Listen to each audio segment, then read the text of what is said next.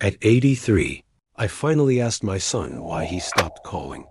His answer broke me and saved me at the same time for 3 years. My son called me every Sunday without fail, and then one year he simply stopped, and I told myself for 2 more years that he was busy. That life gets complicated, that adult children have their own pressures and their own schedules, and that the silence didn't mean what part of me was afraid it meant. My name is Leonard. I'm 83 years old, and the day I finally stopped telling myself that story and picked up the phone and asked him directly why he had stopped calling was the most important phone call of my life, and also the hardest thing I have done in 83 years of doing hard things. I want to tell you the whole story, because the whole story is the only version that's honest, and because the honest version is the only one that might be useful to you. I grew up in Baltimore in the 1940s and 1950s, the only child of parents who loved each other with a consistency and a completeness that I grew up understanding as simply the way things were, without recognizing until much later what a particular and unusual gift it was to have that as your model of what love looked like in practice. My father was a postman for 31 years, a man of almost architectural steadiness, the kind of person whose reliability was so complete that it became invisible, the way the foundation of a building is invisible until something threatens it. My mother taught elementary school and had a gift for genuine interest in other people that made everyone she spoke to feel, for the duration of the conversation, like the most interesting person in the room. They were good parents in the specific and unglamorous sense that good parenting requires: consistent, present, willing to be in the room with whatever you were going through rather than managing it from a distance. I did not understand the value of that consistency when I was living inside it. I understood it later when I was a father myself, and understood it even better when my son asked me, on a phone call I had avoided making for 2 years, why I thought he had stopped calling. I will get to that call. But first I have to tell you who I was, because who I was is why the call was necessary. I met my wife Miriam in 1962, when we were both 19 years old and students at the University of Maryland, and I want to describe her with the accuracy she deserves, which is to say, I want to describe her as she actually was rather than as the retrospective idealization that grief sometimes produces. Miriam was brilliant and stubborn and funny in the dry, precise way that requires genuine intelligence to sustain, and she had opinions about everything and the confidence to express them without softening them for anyone's comfort, which I found both challenging and deeply attractive in a woman of 19, and which remained both of those things across the 47 years we were married. We married in 1965, after I had finished my degree and found work as a civil engineer with a firm in Baltimore that would employ me in various capacities and through various reorganizations for the next 35 years. We had 2 children. Our daughter Naomi was born in 1967, and our son Paul was born in 1970, and raising them was the primary shared project of our marriage in the years when they were young and required the full investment of 2 reasonably capable adults to keep in appropriate condition. I was a better father than I was a husband for most of those years, which is not a comparison I make proudly, but which I make honestly, because accuracy requires it. I was present with my children in a way that I was not always present with Miriam, present in the engaged and interested way rather than the simply physical way, willing to sit on the floor with a child and build something, or explain something, or listen to something in a way that I was not always willing to sit with Miriam in the equivalent quality of presence that she deserved, and that I was too often somewhere else in my head to provide. Miriam understood this about me, and she accommodated it with the pragmatism that characterized most of her approaches to problems that she assessed as real but not terminal, which is to say, she built what she needed around the shape of what I actually provided rather than requiring me to provide something different. She had her work, which she cared about seriously. She had her friendships, which were real and deep in ways that I admired from a distance. She had the children and her involvement in their lives, which was the kind of sustained, attentive involvement that I participated in alongside her without always matching its quality. Paul, my son, was a particular kind of child. I am going to try to describe him accurately, because the description matters to understanding everything that came after. He was sensitive in a way that I recognized, even when he was small, as a form of intelligence rather than a form of weakness, though I did not always treat it as such, which is one of the things I have had to reckon with.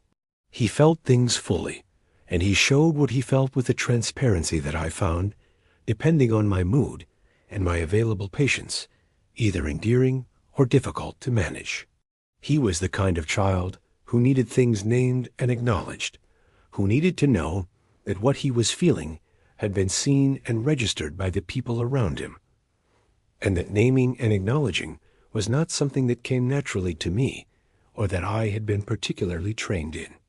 My own father expressed his love and his care through consistency rather than through expression, through showing up rather than through saying so, and I had absorbed that model with the completeness that children absorb things from parents they deeply respect, which is to say completely, and without much conscious examination. It was simply how I understood a father to be: present, reliable, providing, not necessarily articulate about the interior experience of any of it. Paul needed more than that, not in the sense of being needy, which was a word I used internally at the time, and which I now understand to have been both inaccurate and unfair, in the sense of being a person whose particular constitution required a different kind of meeting than I was providing, and who spent his childhood making various attempts to get what he needed from me and receiving, in return, a consistent and well-intentioned inadequacy. He was good at school, not in the mechanical sense of high grades, though he had those, but in the more genuine sense of actually being interested in what he was learning, asking questions that went beyond what was required, staying after class to talk to teachers in a way that reflected a genuine hunger for engagement rather than the performance of engagement. He was a reader from very young, the kind of child who disappears into books in a way that produces worry in parents who don't recognize it as a form of interior richness. I recognized it because I had been something like that myself, though I had let the habit atrophy in adulthood in the way that people let things atrophy when they become too busy to maintain them. We were close, Paul and I, in the way that a father and son are close when the father is present and caring and genuinely invested, and also, underneath the investment, not quite reaching the child in the specific way the child needs to be reached. It was a warm relationship with a gap in it that neither of us had the vocabulary to identify while he was growing up, and that I attributed, when I thought about it at all, to the natural differences between people, to the fact that some people are more expressive and some less, and that families accommodate those differences without requiring everyone to be the same. He went to college in 1988 and then to graduate school for literature, which I supported without fully understanding why he wanted it, and which Miriam understood immediately and completely because understanding the desire for more of what books offer was entirely natural to her. He became a teacher, a high school English teacher, which was a choice I respected, and which I expressed my respect for in the way I expressed most things at the time, briefly and practically, in terms of the stability it offered, and the value of the work in general terms rather than in the specific terms of who he was and why it suited him. He married a woman named Grace in 1998. Grace is a person of considerable warmth and a directness that I have come to appreciate more fully over time, and she and Paul have 2 sons who are now in their 20s, and who I know better than I knew their father at equivalent ages, which is something I hold with a complicated kind of gratitude. For most of the years of Paul's adult life, we had a relationship that was functional and affectionate and missing something that I could not have named at the time, and that he, I understand now, spent years trying to find a way to address before he eventually stopped trying in the way that people stop, trying at things that consistently fail to produce a result. We talked on the phone regularly, more when the grandchildren were young and there was practical content to exchange, less as the years went on and the practical content reduced, and what was left was the relationship itself, which required a different kind of engagement than the practical content had. The Sunday calls started in his early 40s, his initiative, and they were good calls, genuinely good, ranging across things that mattered to both of us: books, the grandchildren, things happening in the world, memories from when he was young that he would bring up with an ease that suggested he had been thinking about them and wanted to share the thinking.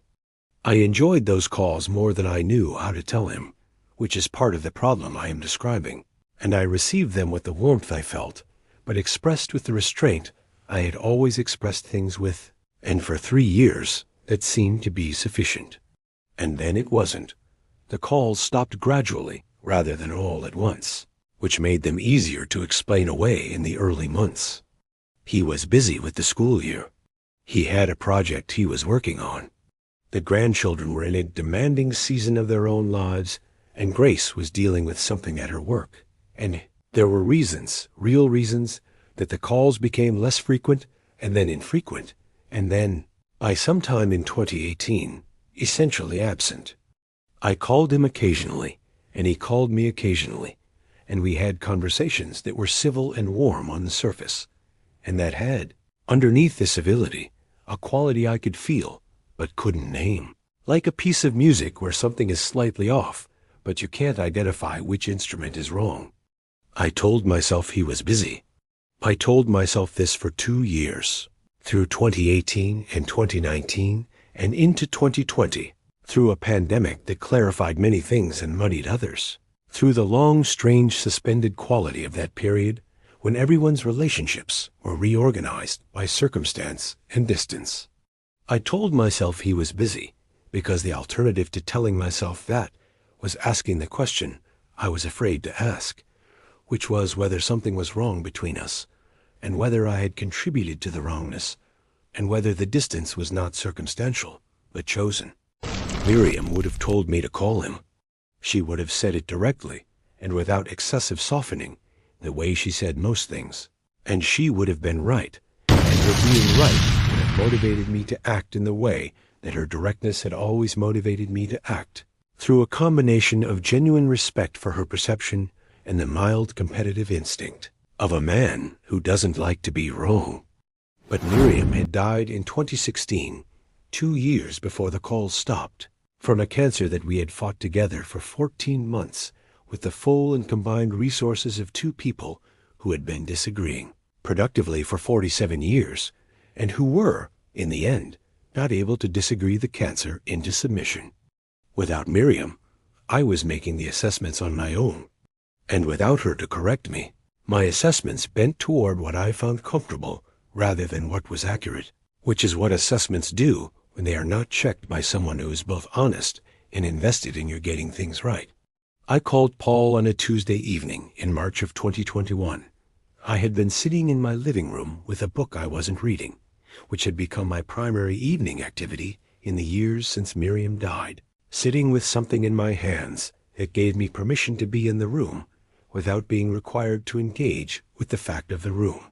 And I put the book down and looked at the phone and understood, with a clarity that had been building for some time and that I had been actively resisting, that I had been avoiding this call for 2 years, and that the avoidance was costing both of us something that the call itself, however difficult, could not cost more of. He answered on the 3rd ring. I said his name, and he said, "Hello, Dad," in the voice that is both completely familiar and, in that moment, slightly careful, the voice of someone who is registering that this call is different from the usual ones before they know how or why. I said I wanted to talk to him about something, and there was a brief pause in which I could hear him deciding something, and then he said okay, and I asked him why he had stopped calling on Sundays. There was a longer pause this time, not a hostile pause.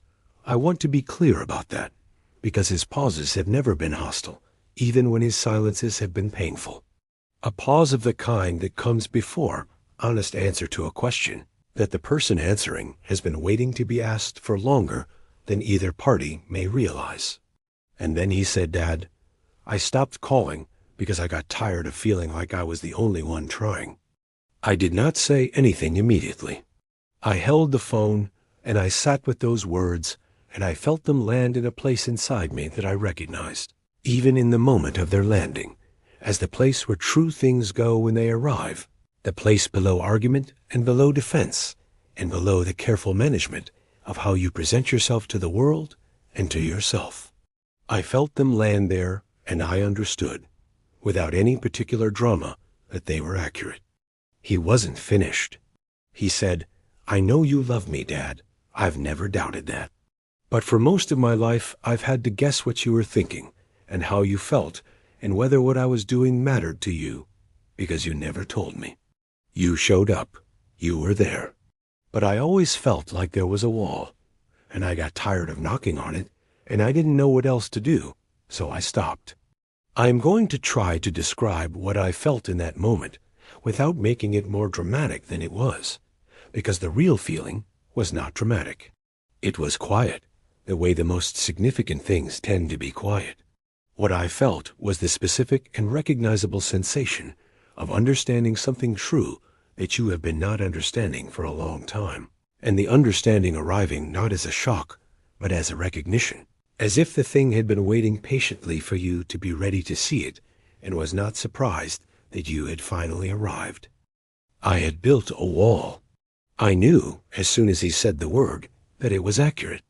I knew the wall, and I knew its construction, and I knew, in the way you know things about yourself, that you have been not quite acknowledging, approximately when I had built it, and what I had built it from. I had built it from the same materials my father had built his life from, steadiness and reliability, and the expression of love through presence and provision rather than through words. And I had added to those materials my own particular contributions, a fear of emotional imprecision, a discomfort with being seen in states of uncertainty or vulnerability, a habit of staying inside the managed version of myself that I had developed in my 20s, refined across the following decades. I had built it in the name of strength, and I had called it privacy, and I had maintained it with the consistency that I maintained most things.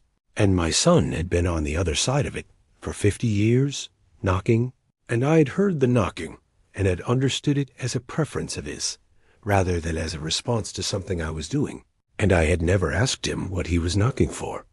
I told him that I was sorry, not in the reflexive, covering way that apologies sometimes function as, but in the slow and genuine way of someone who has just understood something clearly enough to be actually sorry for it.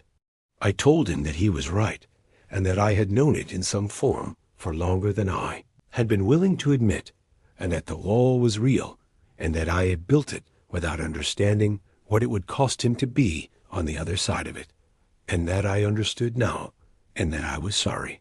He was quiet for a moment. Then he said, "Okay, Dad." And the okay contained things that I am still unpacking, forgiveness and grief, and a relief that I recognized as the relief of someone who has been waiting a long time for a thing they had almost stopped expecting. It was not a resolution. I want to be clear about that. It was not the moment at which everything became different, and the damage was repaired, and we moved forward without the weight of what had preceded it. It was something smaller and more real than that. It was the moment the wall acknowledged itself, which is the first thing that has to happen before any wall can come down. We talked for 2 hours that night, the longest phone call we had ever had, and the most honest one, which is not coincidental. He told me things about his childhood that I had not known, about moments when he had needed me to be present in a specific way, and I had been present in a general way, and the gap between the two had been painful in ways he had carried quietly, and that I had never known he was carrying. He told me about the period in his 30s when he had been in a difficult place, a depression that had lasted almost 2 years, and that he had not told me about because he had not believed. And I felt this as the specific and deserved blow it was, that I was someone he could tell.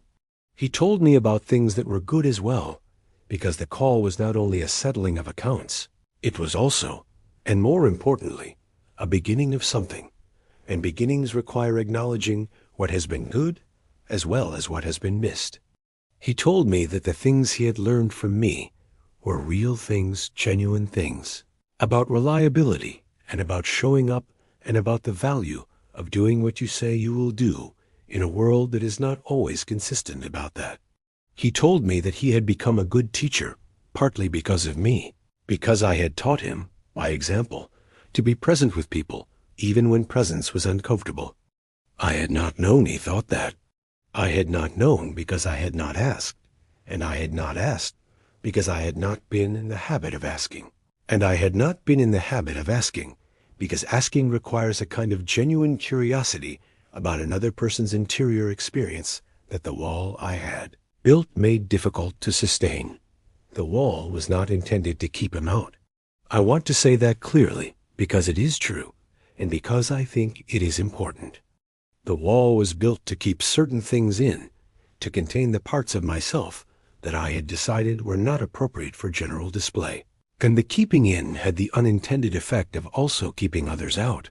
And Paul had been on the outside of it his entire life, without my ever fully understanding that that was where he was.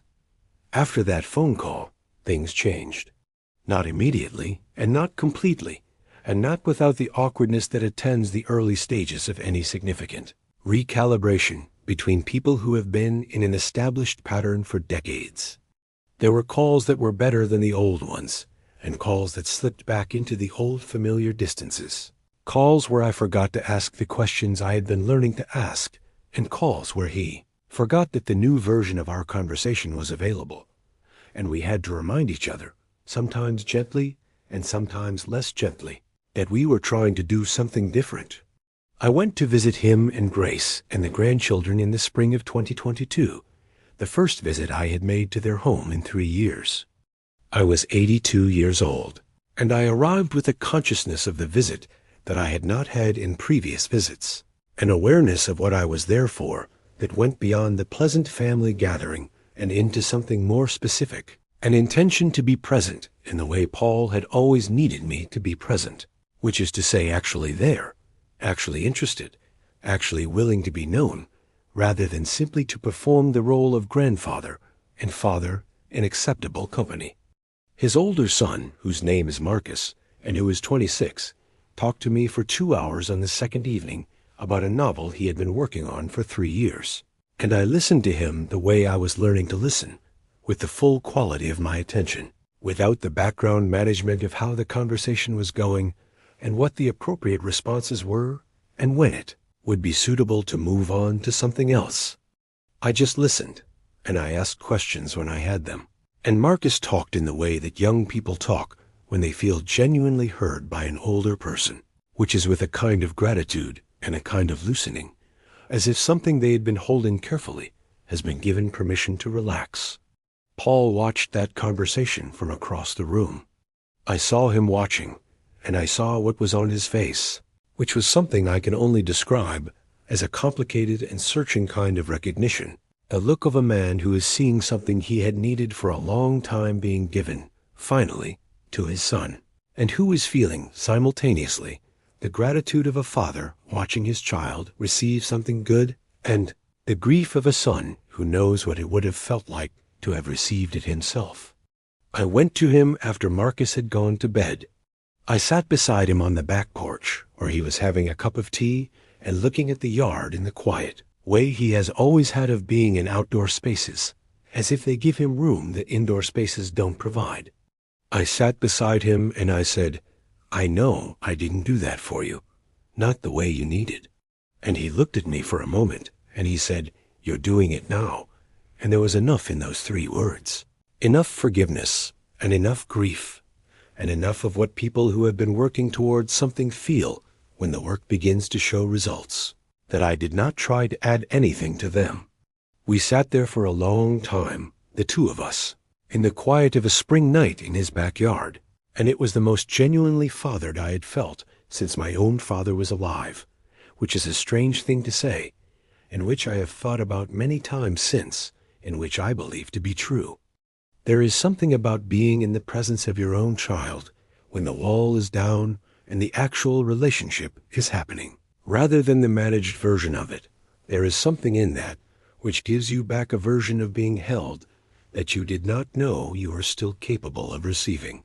I am 83 years old now, and Paul calls me on Sunday evenings again, and the calls are different from the ones that stopped in 2018, and different from the ones that existed before those. They are longer and less organized, and more willing to be in the middle of things without resolving them, which is the quality that genuine conversation has when both people are actually present to it. He tells me things I would not have been told before, and I tell him things I would not have said before, and the telling is imperfect, and sometimes awkward, and occasionally I slip back into the old distances, and he notices, and sometimes says so, and sometimes just waits for me to notice myself. Miriam would have loved this. That is what I think about most often when I sit with the call and what it produced, what it opened, what it is still opening. She would have known that this was what was needed, and she would have been unsurprised that it took me until 81 to get there, and she would have found the precise dry thing to say about it that would have made both of us laugh. And then she would have made a cup of tea and said, well, better late, and meant it, and been right. I am going to tell you the thing I have learned from all of this, which is not complicated, but which I could not have told you before the phone call, because I had not yet fully understood it. What I have learned is that a wall that is built for good reasons is still a wall, and that walls between people who love each other are not neutral structures. They are active ones. They do something every day. They create a distance that the people on both sides of them have to work around, and that both sides eventually, if the distance goes on long enough, begin to accept as the shape of the relationship rather than as something imposed on it. I built a wall between myself and my son for 50 years because I had learned from a man I respected enormously that strength looked like containment, and because I had never been challenged in that belief by someone I trusted until Miriam, who challenged it consistently across 47 years, but who I was, for most of those years, too settled in my habits to hear clearly.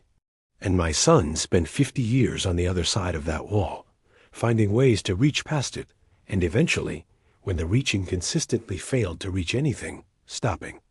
The phone call I made in March of 2021 was the most important phone call of my life, because it was the call in which I stopped letting a story I had told myself for 2 years protect me from a question I should have asked much sooner. And the answer to the question broke something in me that needed breaking, broke it cleanly and without cruelty, in the way that a bone that has healed wrongly has to be broken again before it can heal correctly. And what has grown in the place of what broke is something that I would not trade for the unbroken thing it replaced. I don't have unlimited time. At 83, that is not an abstraction. But I have Sunday evenings, and I have a son who answers on the third ring, and I have, for the first time in the long relationship between us, the genuine sense that what he is receiving from those Sunday calls is the actual person his father is, not the managed version, not the contained version, not the version that was built to look like strength, because the man who built it had confused strength with silence. He gets his father now, late and imperfectly, and with the particular texture of something that required a long time and a hard phone call to arrive. But genuinely, and in the time that remains, which is more than enough time to matter. That is what I wanted to tell you.